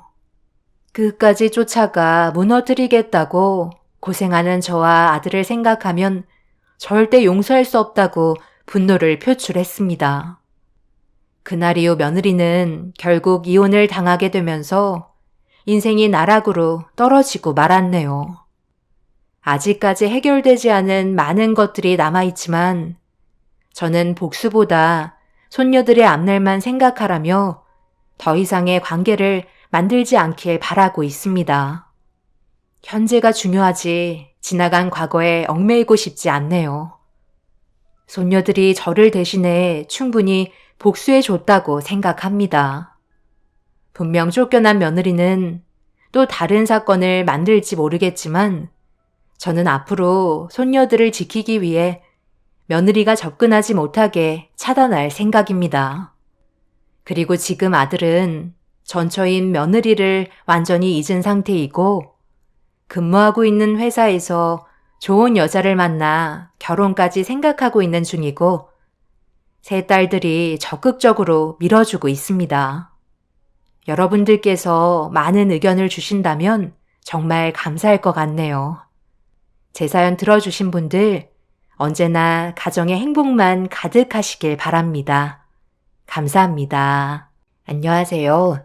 저는 이제 막 세상 밖으로 나온 아이를 키우고 있는 초보 엄마입니다.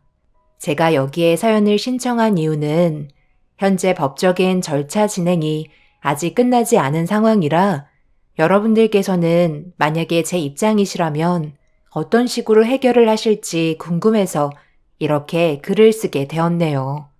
사건이 터진 지 일주일 정도 되었고 그 사이에 정말 많은 일들이 있었어요.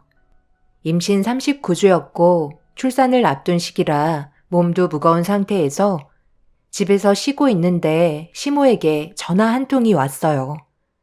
남편은 아무 생각 없이 전화를 받았고 얼굴 표정은 점점 굳어지고 있었죠.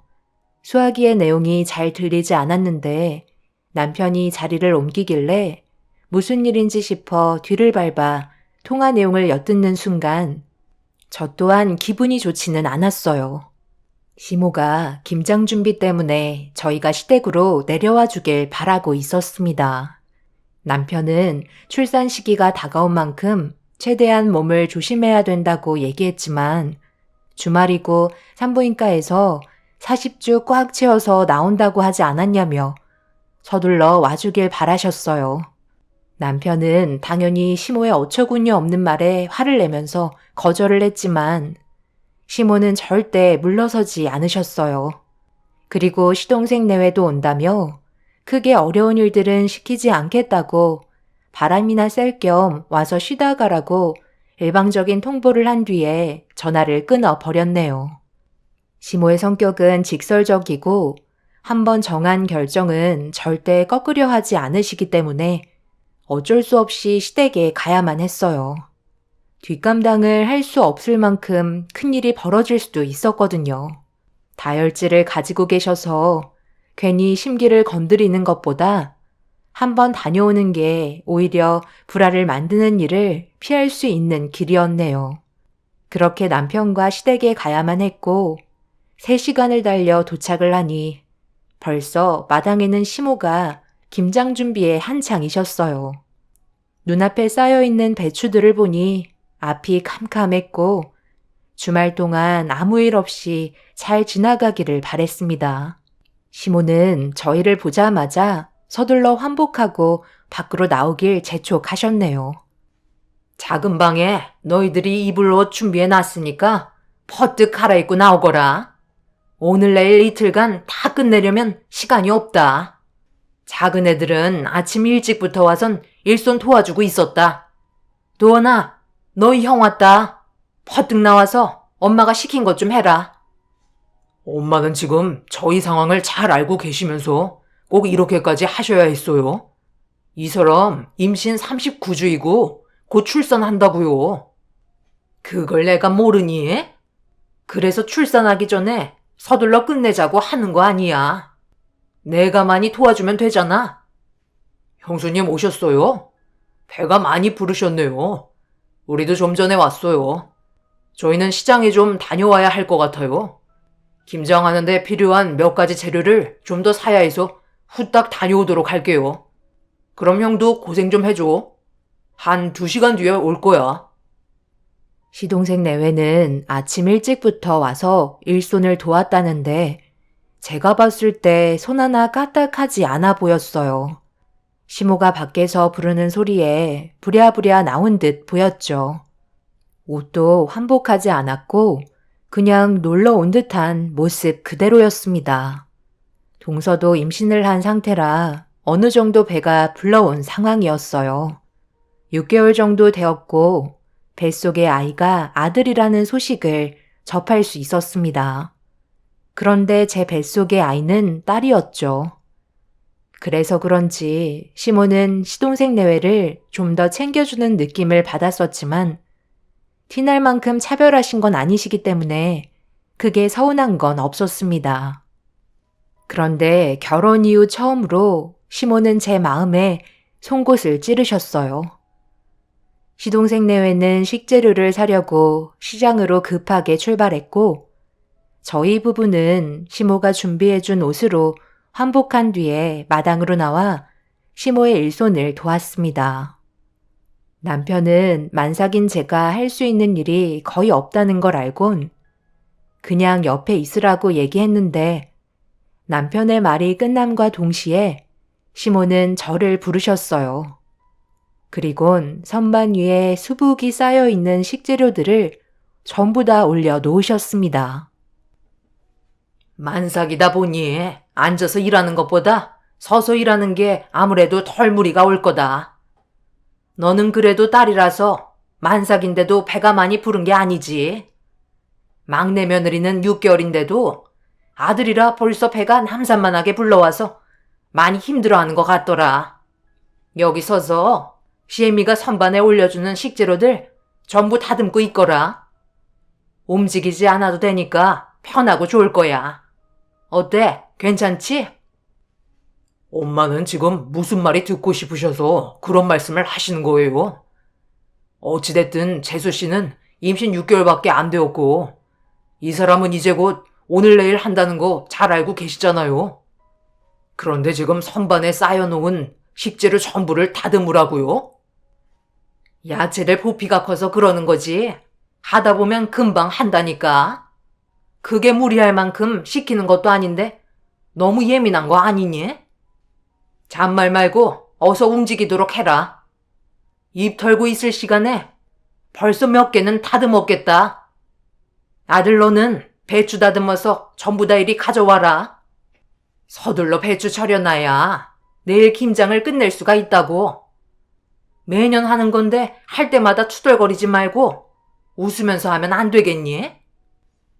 엄마는 상식적으로 벗어나는 행동을 꼭 하시니까 저는 그게 불만인 것 뿐이에요. 이 사람 출산하고 명절날 다가오면 그때는 또 무슨 일 시키시려고요? 음식 만들라고 주방에서 나오지도 못하게 할 거잖아요. 매년마다 이런 거 꼭 해야 되는 거예요? 그냥 김치 사 먹으면 되는 거고 명절 음식은 시장에서도 많이 파니까 편하게 쉬면서 가족들과의 시간을 보내는 게 더 현명하지 않을까요? 사서 먹는 게 만들어 먹는 거랑 비교가 되니? 들어가는 정성 자체가 다른데 어떻게 그런 말을 할 수가 있는 거야? 여태까지 엄마는 너희들이 결혼하기 전까지 이 많은 것들을 혼자서 해왔어. 그때는 한 번도 주둥이 눌린 적 없었으면서 자기 와이프 생겼다고 고생하는 거 보고 싶지 않아서 이제는 사서 먹겠다고? 잔말 말고 시키는 일이나 똑바로 해. 한 번만 더 토달면 혼날 줄 알아? 시모는 화가 많이 났는지 남편에게 목소리를 높이셨고 분위기가 점점 험악해지자 결국 남편은 더 이상의 상황을 키우지 않았어요. 그런데 시모가 저희 부부에게 일을 시키신 뒤에 저희 앞에 의자를 가져다 놓으시고 자리에 앉으신 다음 누군가와 통화를 하기 시작하셨어요. 시모의 모습을 보면서 묵묵히 식재료를 다듬고 있는데 시장에 있는 시동생 내외가 일 처리를 잘하고 있는지 궁금해서 전화하신 것 같았습니다. 그런데 묵묵히 일을 하면서 듣고 있는데 동서와 통화하는 대화 내용을 들어보니 김장 관련해서 대화를 나누는 게 아닌 다른 이야기를 주고받으셨어요. 전혀 관련이 없는 내용이라 신경이 쓰였습니다. 남편은 저를 도와주려고 배추를 급하게 다듬는데 정신이 팔려 있어서 시모와 동서와의 통화를 잘 듣지 못한 것 같았어요. 그렇게 시모는 동서와 통화를 끝낸 뒤 또 다른 지인들께 전화를 돌리기 시작했고 한참의 시간이 흐르자 너무 오래 서서 일을 했는지 뱃속의 아이 때문에 허리에 무리가 오면서 아랫배에 반복적인 진통이 오기 시작했어요. 이게 진짜 진통인지 아닌지 헷갈려서 잠깐 쉬려고 옆에 있던 의자에 앉았는데 통화를 하시던 시모가 의자에 앉으려는 저와 눈이 마주치자 통화를 멈추시곤 저에게 쉴 틈 없다며 서둘러 일을 빨리 마무리하길 원하셨어요. 의자에 엉덩이 한번 붙여보려 해도 시모가 하도 눈치를 줘서 제대로 쉴 수조차 없었죠. 어쩔 수 없이 다시 일어나 식재료를 다듬고 있는데 그제서야 시동생 내외가 시장에서 볼일을 본 뒤에 시댁으로 들어왔어요.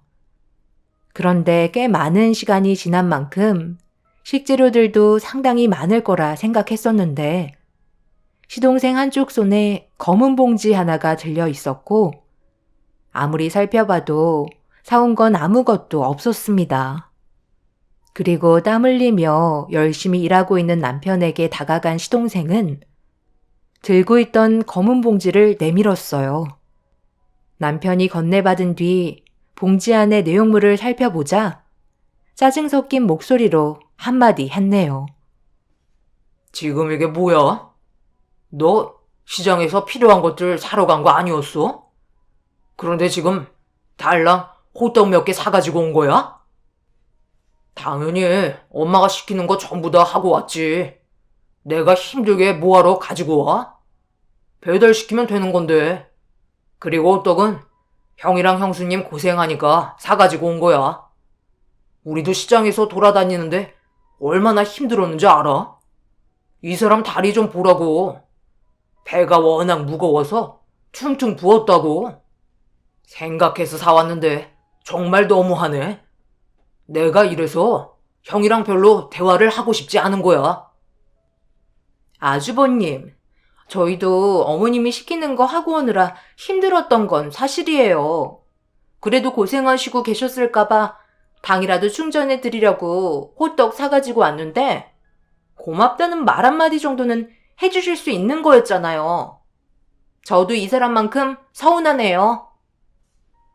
동서는 투덜거리면서 불만을 꺼내기 시작하자 시모가 고생했다고 시동생 내외에게 방에 들어가 쉬고 있으라며 땀 흘리면서 일을 하고 있는 저희를 무시한 채 집 안으로 들여보냈어요.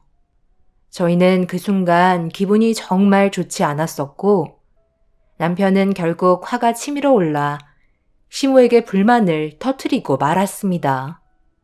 그런데 시모는 저희를 거들떠 보지도 않고 무작정 시동생 내외를 집으로 들여보내려 하고 있었어요. 남편은 시동생 내외에게 당장 일손을 거들라고 얘기했지만 믿는 구석이 있어서인지 말을 들으려 하지 않았고 분위기는 점점 안 좋아지고 있었습니다.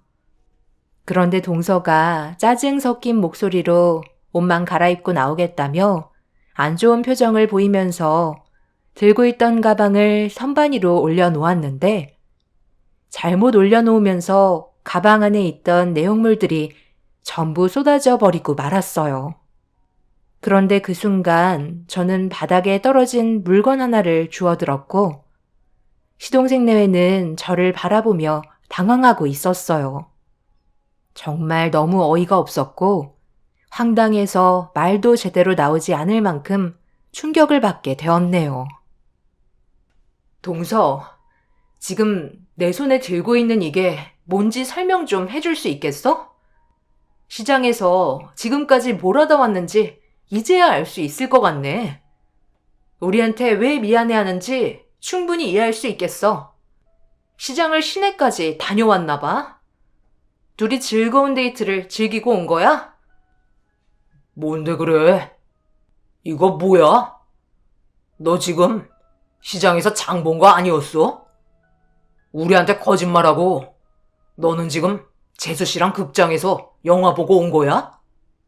그래서 우리가 도착했을 때 외출복으로 입고 있었던 거였고 무슨 변명이라도 해야 하지 않을까? 아주버님, 그건 오해예요. 저희가 영화를 본 건 다 태교 때문에 그런 거라고요. 뱃속에 있을 때부터 문화생활을 즐겨야 아이가 좋은 영향을 받을 수 있는 거라고요. 저희 즐겁자고 극장 가서 영화 봤겠어요? 저희 후딱 옷 갈아입고 나올게요. 그럼 극장에 가서 영화 본 게 아이를 위해서 그랬다는 말이야? 동서가 보고 싶은 영화라서 본 게 아니고? 뱃속에 있는 아이는 양수가 있어서 소리가 더 크게 울린다는 말도 있던데. 그만큼 극장에서 울리는 소리가 아이한테 좋은 영향을 주지 않을 거라는 건 생각 안 해봤어? 내가 봤을 때 그냥 단순히 이번에 개봉한 영화를 보고 싶어서 계획한 걸로밖엔 안 보이는데? 애들이 다 생각이 있으니까 행동한 걸 가지고 뭘 그리 호들갑이야? 동생들 영화 한 편 보고 오는 게 그렇게 꼴보기 싫은 거야? 그럼 엄마는 이 사람이 잠깐 앉아서 쉬는 게 그렇게 꼴보기 싫으셨어요? 하나부터 열까지 전부 걸고 넘어가면 또다시 큰 싸움 날까봐 그냥 모른 척하고 아무 말 하지 않고 있었는데요. 잠깐 자리에 앉겠다는 거 그것조차 보고 싶지 않아서 어떻게 하셨어요? 쉴 시간 없다면서 자리에 앉지도 못하게 하셨잖아요. 그런데 재수 씨는 영화 봐도 괜찮다는 거예요? 이건 누가 봐도 차별 대우 아닌가요? 이 사람 뱃속에 있는 아이가 딸이라서 그런 거죠. 일을 시키셔도 공평하게 서로 기분 나쁘지 않게끔 조율을 해주셔야지.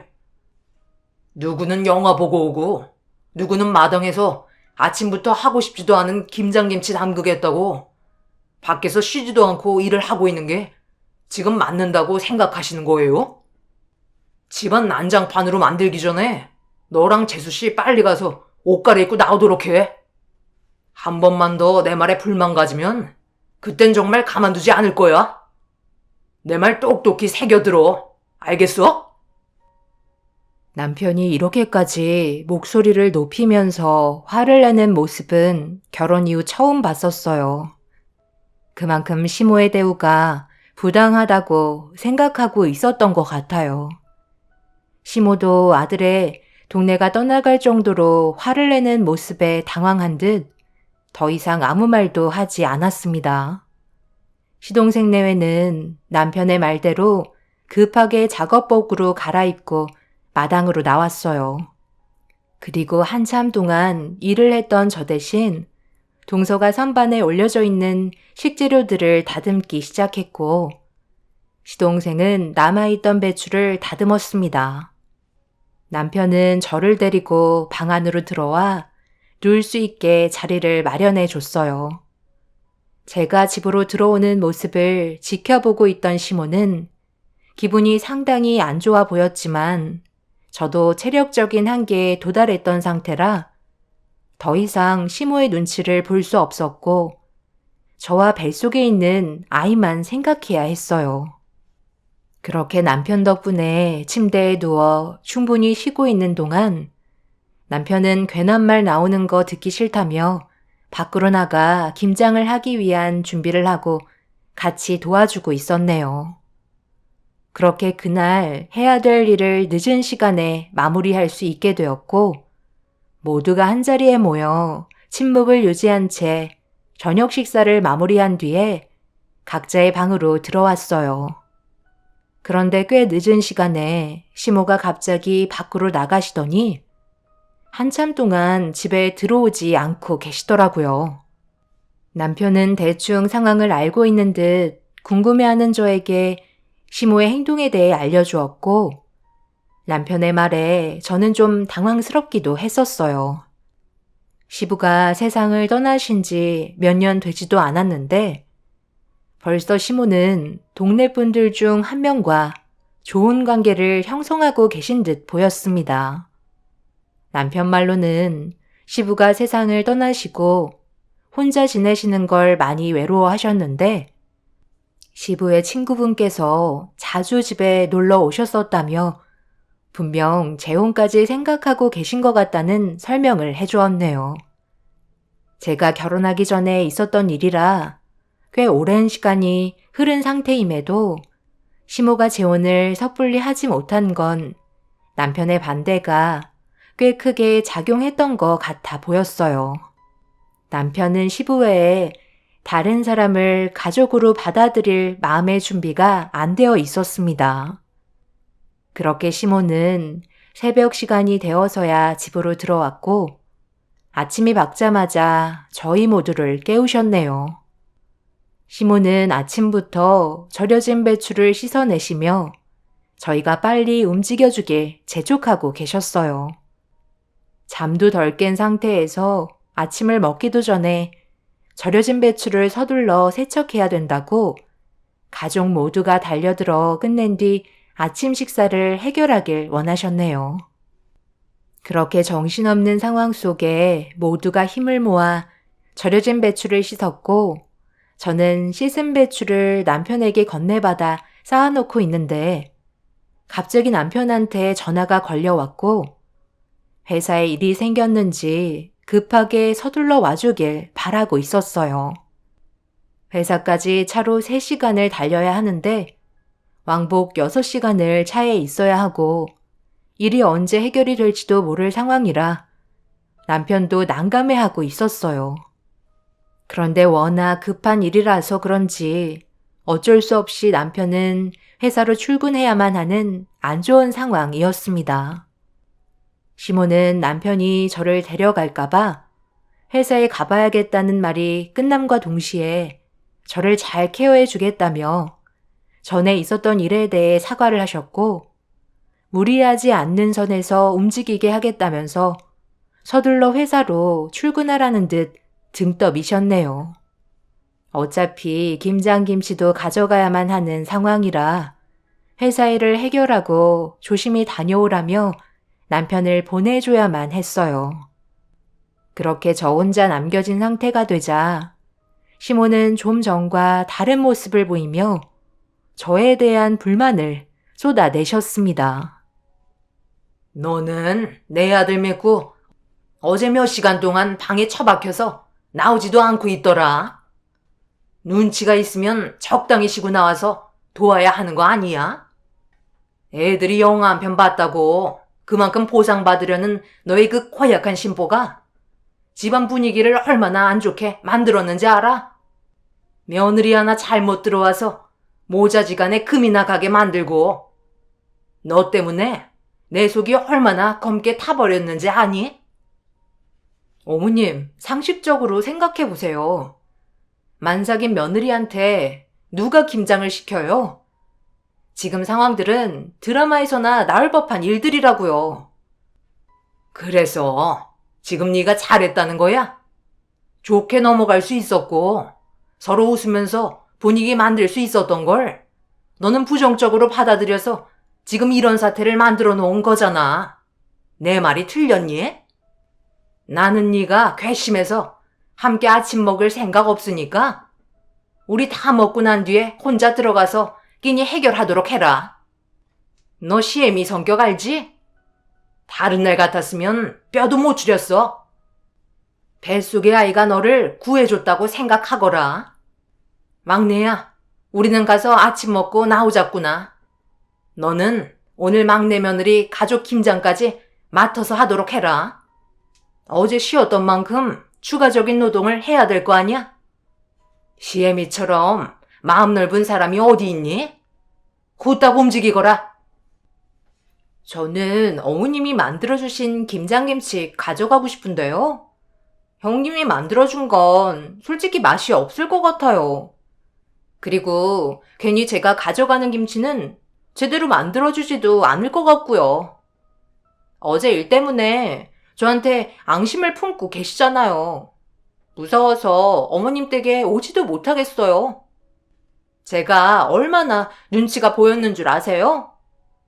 어머님, 손주가 배가 많이 고픈가 봐요. 저희 얼른 들어가서 아침 먹어요. 남편이 회사로 출근하자마자 시모는 저를 찬밥으로 대하셨어요. 온갖 상처되는 말을 전부 다 쏟아내신 뒤 시동생 내외의 손을 잡고 집으로 들어가셨습니다. 저 혼자 마당에 남겨지자 시모의 행동이 너무 서럽게 다가왔고 차라리 그냥 집으로 돌아가는 게 좋을 것 같다고 판단했어요. 이런 식으로 대우받으면서 시댁에 있을 필요 없다고 생각했었습니다. 그래서 짐 싸서 나오려고 집 안으로 들어가려는데 누군가 대문에서 저에게 인사를 건넸고 고개를 돌려 대문 밖을 바라보니 시모를 찾고 계셨습니다. 남편이 회사로 출근한 건 어떻게 아셨는지 시모가 전화를 안 받아서 저보고 대신 좀 불러달라며 부탁을 하셨어요. 그래서 집으로 들어가 주방으로 들어가니 시모와 시동생 내외가 서로 웃으면서 아침 식사를 하고 있었습니다. 제 얼굴을 본 시모는 김장 준비하지 않고 왜 들어왔냐며 큰소리 치시더니 저에게 상처되는 말을 쏟아 부으셨어요. 저는 시모의 말을 무시한 채 밖에 어느 분이 기다리고 계신다고 전해드린 뒤 방 안으로 들어가 짐을 싸기 시작했어요.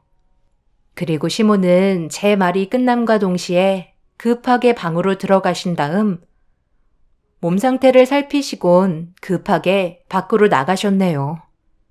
저는 짐을 싸서 거실로 나왔고 집으로 돌아가려는데 현관문 앞에 반지 하나가 떨어져 있었습니다.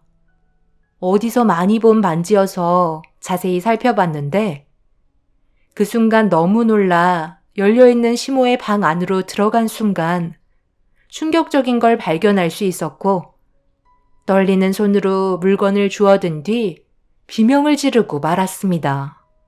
넋이 나간 상태로 거실로 힘겹게 걸어 나오자 비명 소리에 급하게 달려온 시동생 내외는 무슨 일이냐며 당황스러워하는 표정으로 바라보며 따라오기 시작했고 저는 마당에서 깔깔거리며 남자분과 웃고 떠들면서 김장을 하고 있는 시모를 향해 걸어갔네요.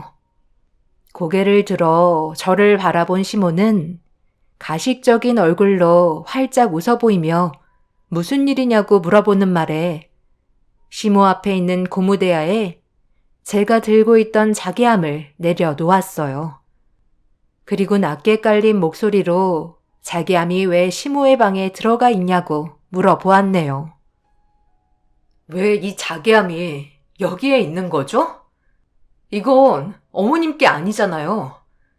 남의 물건을 함부로 손댄 건 명백한 범죄 행위 아닌가요? 네가 이걸 어떻게 알고 찾은 거니? 나는 그냥 아주 잠깐 착용해보고 싶은 마음에 빌린 것 뿐이다. 다시 제자리로 돌려놓으려 했었어. 그런데 잠깐만, 너 지금 시애미를 도둑 취급하는 거니? 너랑 내가 가족이면 빌렸을 수도 있는 거잖아. 저번에 저희 집에 오셨을 때 안방에서 나오시더니 왜 들어가셨는지 그때는 몰랐었는데 이제 보니까 상황이 이해가 되네요. 자기함 가져가려고 열쇠를 찾은 거였어요? 이런 충격적인 사실을 숨기고 그동안 아무렇지도 않게 뻔뻔한 모습을 보여주신 거예요? 당장 귀걸이랑 목걸이 자기함에 도로 넣어두세요. 그리고 반지 한 짝은 또 어디 갔어요? 거실에 떨어뜨린 반지 하나는 찾았는데 나머지 반지는 어디 갔냐고요? 제일 중요한 옷반지가 왜 안 보이는 거예요? 왜 아무 말도 하지 못하세요? 빨리 제자리로 돌려놓으세요. 그건 잊어버렸는데. 가져오다가 한번 떨어뜨린 적이 있었거든. 그때 어디로 굴러갔는지 잊어버렸다. 그건 시애미가 나중에 하나 따로 사서 주마. 옷반지 그거 얼마 하지도 않는 거잖아. 여기서 이러지 말고 일단 우리 들어가서 얘기 좀 할까? 이거 안 나? 지금 당신이 저지른 행동이 얼마나 심각한 건지 모르나 본데 어떻게 우리 엄마 납골당에 보관되어 있던 자기함을 훔쳐서 가져올 생각을 할 수 있는 거죠? 저희 엄마가 그동안 아끼시던 금품이었는데 그게 그렇게 욕심이 났어요? 갑자기 이게 무슨 말이야? 장모님 납골당에 보관되어 있는 자기함을 엄마가 가지고 왔다니? 지금 이 사람 말이 사실이에요? 남편은 회사 일정이 취소가 되었다며 다시 돌아오게 된 거였고 충격적인 상황들이 눈앞에 펼쳐지자 당황해하고 있었어요. 엄마가 세상을 떠나시고 제일 아끼셨던 자개함 안에 여러 가지 금품들이 들어 있었는데 그걸 같이 납골당에 보관해 두었었고 시모가 자개함 안에 있던 금품을 보고 욕심이 나셨던 것 같았어요. 그래서 저희 집에 왔을 때 납골당 보관한 열쇠를 유심히 지켜보셨는지 제가 잠깐 자리를 비운 사이 안방에 들어와 열쇠를 찾으셨고 혼자 몰래 가셔서 자기함을 빼오신 거였네요. 그런데 하필 엄마가 제일 아끼시던 옷반지를 자기함에서 떨어뜨리면서 잃어버리시는 바람에 저는 엄청난 충격을 받고 말았죠. 아빠가 세상 떠나시기 전에 엄마한테 옷반지를 선물해 주셨었는데 그때의 기억이 너무 행복하셨는지 살아계시는 동안 한 번도 옷반지를 손에서 빼지 않으셨어요. 그만큼 중요한 물건을 시모의 욕심 때문에 잘 보관되어 있던 옷반지를 잃어버리고 만 거였죠. 남편이 이 사실을 알게 되자 많이 당황했는지 아무 말도 하지 못한 채 변명만 늘어놓고 있는 시모를 멍하니 바라만 보고 있었어요. 제가 주저앉아 오열을 하면서 괴로워하는 모습에 시모와 만남을 가지고 있던 남자분도 조심스럽게 자리에서 일어나신 뒤 시모의 행동을 이해할 수 없다며 돌아가셨고 점점 상황이 악화되자 시모는 그제서야 저에게 용서를 구하기 시작하셨네요. 하지만 저는 시모를 절대 용서해주고 싶지 않아요. 그래서 법적인 처벌을 강하게 내리고 두 번 다시 얼굴 볼 생각도 없습니다. 여러분들께서는 시모의 행동을 이해하실 수 있으신가요? 시모는 어차피 세상 떠난 사람의 물건 그냥 방치되어 있는 것보단 잘 활용하는 게 좋지 않겠냐며 억울함을 호소하시고 계십니다. 절도죄는 징역 6년에 1,000만 원 이하의 벌금이라는데 저는 엄마가 아끼던 반지를 잃어버리셨다는 거에 벌금형으로 끝내고 싶지가 않아요. 그래서 지금 현재 징역을 원하고 있지만 그게 또 말처럼 쉬운 건 아니라고 하네요. 남편은 두 번 다시 시모의 얼굴을 안 보고 살겠다며 인연을 끊었고 어제 동서에게 전화가 왔어요. 동서가 가지고 있던 금품도 시모의 방에서 추가적으로 발견돼서 상당히 골치 아픈 상황이라고 하네요. 제 사연 들어주신 분들, 시모를 어떻게 처벌하는 게 좋을까요? 정말 용서해주고 싶지 않아요. 상식적으로 시모 행동을 이해할 수도 없네요. 제 사연 들어주신 분들, 앞으로 저희 가족이 어떻게 이 상황을 헤쳐나가면 좋을지 의견 부탁드리겠습니다.